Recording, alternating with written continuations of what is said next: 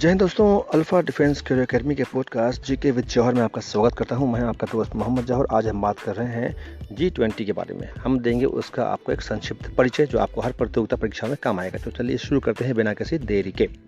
दोस्तों, G20 विश्व की प्रमुख विकसित एवं उभरती अर्थव्यवस्थाओं का एक मंच है, जिसका गठन मूलतः 1997 के 1997 के एशियाई वित्तीय संकट के परिप्रेक्ष्य में 1999 में किया गया था। मूलतः वित्त मंत्रियों और केंद्रीय बैंकों के गवर्नरों के इस मंच का ही 2008 के वैश्विक वित्तीय संकट का प्रभावी रूप से जवाब देने के लिए राष्ट्राध्यक्षों, शासनाध्यक्षों के लिए उच्चीकरण 2008 में किया गया था।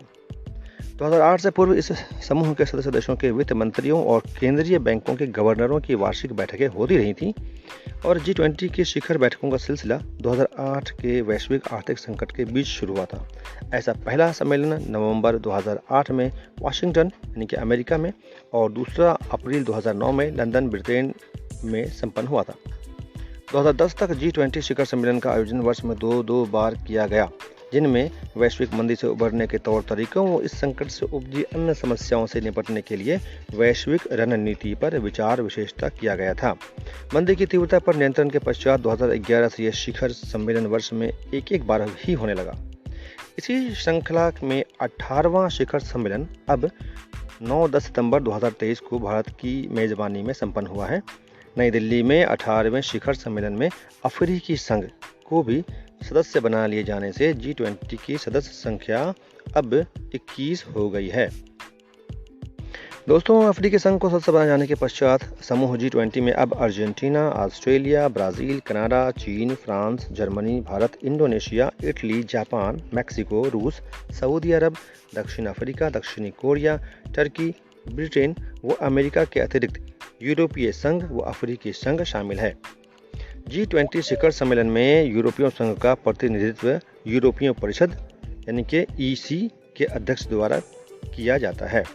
G20 की शक्ति एवं सार्थकता का आकलन इससे किया जा सकता है कि अफ्रीकी संघ की सदस्यता से पहले ही विश्व की 2/3 जनसंख्या G20 देशों में निवास करती थी और वैश्विक सकल राष्ट्रीय उत्पाद के 85% भाग का उत्पादन इन देशों द्वारा ही किया जाता था तथा वैश्विक व्यापार का 75% इन देशों द्वारा ही संपन्न किया जाता था। दोस्तों, G20 का कोई स्थानीय सचिवालय व मुख्यालय नहीं है। सदस्य देशों में ही बारी बारी से किसी देश में इसका शिखर सम्मेलन आयोजित किया जाता है। आगामी शिखर सम्मेलन का मेजबान देश ही इस मंच के अध्यक्ष के रूप में जाना जाता है। वर्ष 2024 में इस समूह का शिखर सम्मेलन ब्राजील में रियो डी जेनेरो में होना है।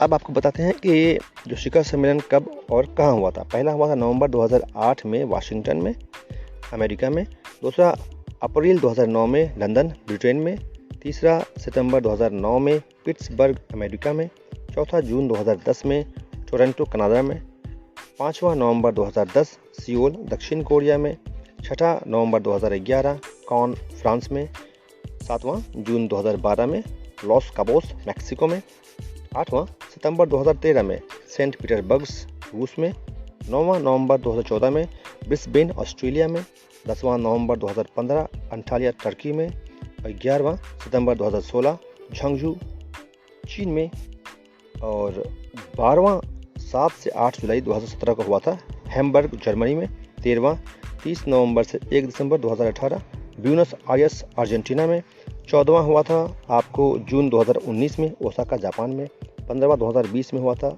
रियाद सऊदी अरबिया में, 16वां हुआ था आपको अक्टूबर 2021 में रोम इटली में, 17वां नवंबर 2022 में बाली इंडोनेशिया में और अभी 18वां हुआ है सितंबर 2023 9-10 सितंबर 2023 नई दिल्ली भारत में और अगला जो होने वाला है 24 में वो रियो डी जेनेरो ब्राज़ील में प्रस्तावित किया गया है।